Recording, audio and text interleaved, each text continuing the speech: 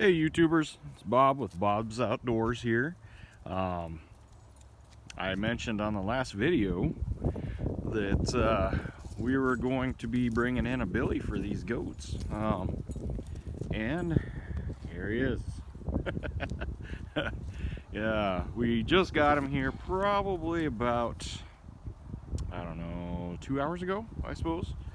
And it's kind of funny because I think he's feeling a lot like I did in high school, where the ladies just didn't even know he was there. But anyway, they're just doing their own thing. You know, he seems like he's trying to put on a good show here. But so far, these two really haven't shown too much interest. But you know, it's early yet. He's going to be here about 30 days. That way we can make sure that we get a good at least one cycle in on these two does here. But hopefully you guys can hear me with the wind noise. The wind's blowing pretty good today. But yeah, he's here. He's a loner. He's not going to be staying here. I don't know. I just maybe I'm weird, but billies are just kind of gross, and I don't really want one on the place, other than when we need one, you know. So, but anyway, I guess I'm just kind of spoiled with these two. They're pretty good goats and easy to take care of, and not that you're not. I don't want to be offensive to you or anything like that. You know, these days everybody's offended, but just not really what I want around here. But the other thing, I guess, if you look behind the goat pen over here, it's a lot more open than it was last time we talked. But the other day I put out that video about cleaning out this fence row, and still not completely done. Still got a little bit of stuff got to clean it up yet, you know. But I mean, a lot more open. You can see what's going on out here. Get to watch the animals, deer and stuff come through. That's kind of cool, where we couldn't really see that very well before. So I like it. Got my fruit trees opened up here again. I'm really starting to worry about this apple tree here is doing good. But the pear tree, I don't know. I'm kind of wondering if that one's going to make it through the winter. But I already lost my peach tree. Just haven't been doing real great with that. But yeah, so we'll see. You know, pretty excited to get these two does bred. We want to have some babies around here and in the spring, and if everything goes the way it should, then about May we should have some babies here. I guess the other thing I was going to talk about is if you guys follow my channel, I've got a Coyote CK 2610 tractor, and just the other day, actually it was the day that I made my last video, we got to 150 hours on that thing. So there's not a lot that you have to do for the 150 hour service, but there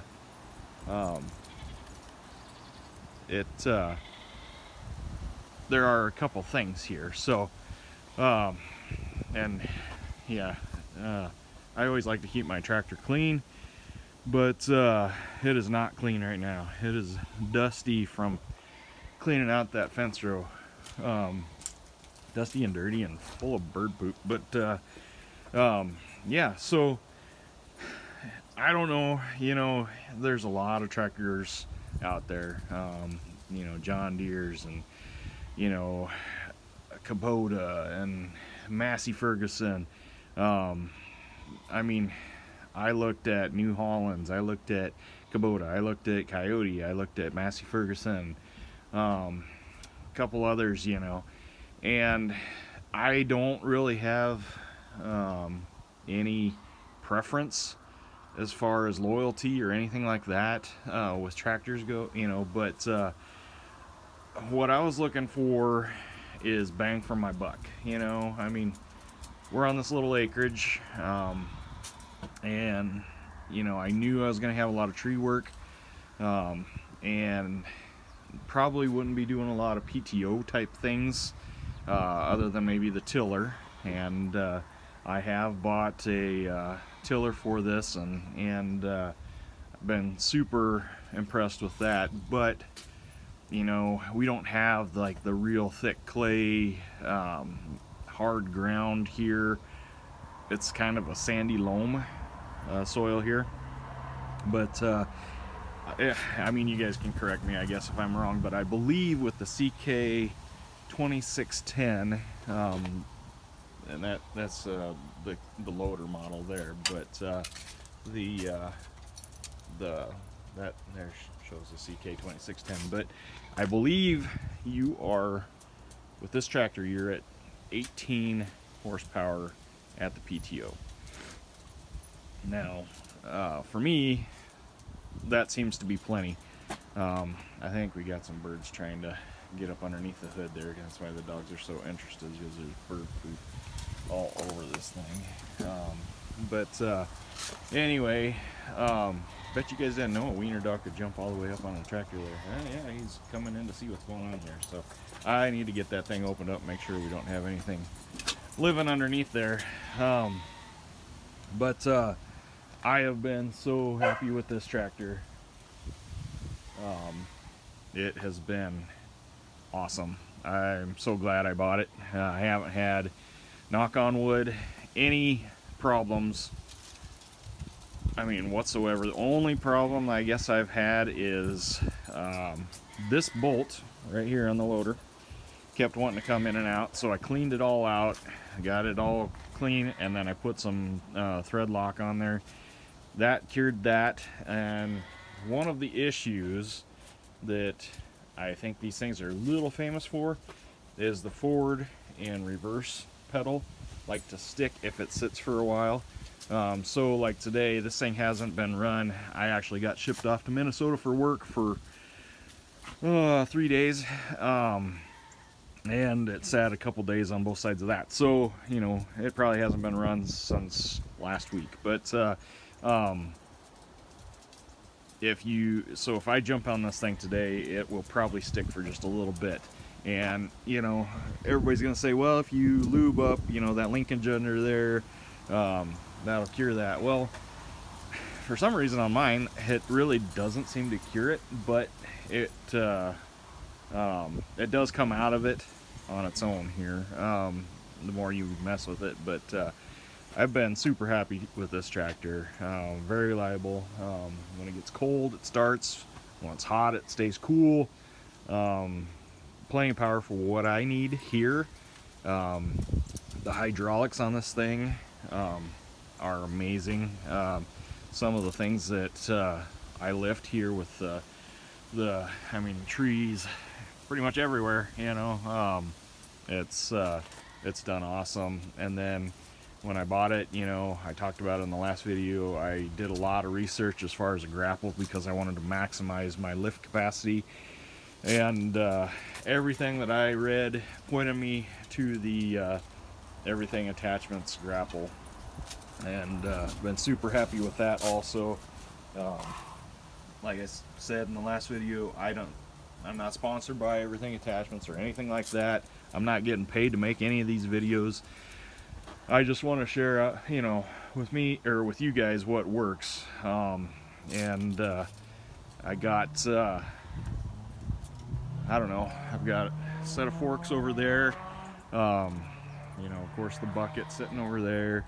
I picked this landscape rake up a couple 3 months ago. Works really good. And then one thing I do want to put on here yet that I just have not is the hydraulic top link. Just for things like this. There's going to be some action happening basically right here, over to that, basically kind of over there, kind of over here, up in here, you know, kind of a square thing happening right in here. So that's probably going to happen next year, next spring, summer, something like that. Pretty excited about that. That's about all I'm going to say about that right now, but super excited about that. And once that starts to happen, probably going to have to get either a box blade or a regular grader blade for the back of this thing, because I'm going to have some dirt work to do. And that's the nice thing about this tractor, is it's small, but yet you can move a lot of dirt with it. And you know, the weight on here, I've got the rear tires filled, and by the time you put something else on the back like this or whatever, tiller, you know, it works pretty good for packing dirt in. We had to do that all the way around this driveway here. This was built up probably about 6 inches higher than the concrete all the way around, so when water would come down this driveway, it would all pond up right in here in this area. And so we took the tractor, I cut all of this down and regraded the whole thing, packed it in, and then we actually created this parking area here because my 2 kids, well, I've got 3 kids, but one's in college, so 2 of our kids will park here. I can fit the tractor over there next to the trailer and the trailer. You know, in the wintertime, the tractor has been pretty spoiled. I guess when it's really cold, I'll put it inside. But you know, if I get a blade on this thing, it's not going to fit inside. So it's probably going to be outside most of the winter. But jeez, dog's up in the tractor seat there. But anyway, the nice thing, you know, about the hydraulic top link is I've got the rear remotes already there. We're good to go there. So just need to basically get it bought. And I've got a fuel tank over here that I got from a buddy of mine. He gave it to me, actually. He doesn't use it anymore. It needs cleaned up, and that's going to be a project for this winter too. I want to get that going, so it's a little easier to fill this thing. I don't care what tractor you have, if it's got the hood filler up here, or like the Coyotes with the tank on the back here. It's a pain in the butt. I don't know how else to say it. I don't know. If I like the ones with the tanks, you know, down by the step, that's nice. But trying to find a tractor this size with that, you just can't find it. And with all the tree work I do and the plastic tanks, it is a little dangerous, you know. The other day, talking about things, I guess, that have gone wrong, and this has nothing to do with the manufacturer of the tractor, but when I was cleaning out that fence row, you can see right there,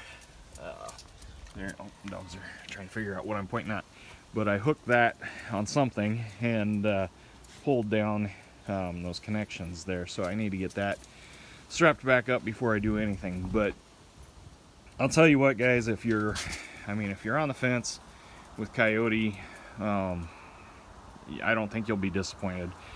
About the major complaint that I've seen is you know, bolts coming loose, but if you stay on top of that, you know, like you should, honestly, make sure everything's tight, you know, I don't think you'll have a problem. And honestly, the only bolt that, like I said, that I've had come loose is this one right here, and it never came out, it just got loose, and I caught it, so it wasn't a big deal. But so I'm gonna do a little 150-hour service on this thing. I'm not gonna record it because there's really not a lot that you need to do on the 150-hour service. The biggest thing that I did not do on my 100-hour service is change the fluid in the front axle to 80-90. that's one thing I am gonna do, but there's not much involved with that. You got your axle fill, you know, right there, and then you got a drain down here on both sides. So we'll get that changed out. I'll probably check my oil, or excuse me, air filters, because just all the work I've been doing, I'm sure those are dirty. So we'll get those changed out. And anyway, that's about all I got. So we're gonna shut this video down. If you like these videos, give me a thumbs up and please subscribe to the channel. I was checking the analytics on this channel the other day, and 99% of the people that watch these videos aren't subscribers. And like I've said in the past, I'm not out to, you know, make money on this or anything like that, but I just feel like the more information that you can get out for people that are doing the same things that we are doing, you know, it just helps everybody out. You know, you kind of become a community. There's several channels that I watch too, you know, and I've learned so much from watching those other channels. And you know, hopefully there's something that I do here on this place that can teach you guys, you know. So I guess right now, if you have any comments, leave those below too. I'll keep you posted on the goat situation. And like I said, hopefully in May we'll have some babies around here. That would be awesome. So old Romeo there, that's what we're calling him anyway. I don't know if they had him named or not, but he'll be here probably till about January 1st. That way we are sure goats cycle about every 18 to 21 days, something like that. So that way we should be able to for sure hit at least one cycle. So anyway, that's the plan. I guess if you guys have any questions for me, leave them down below. I'll be happy to answer what I can.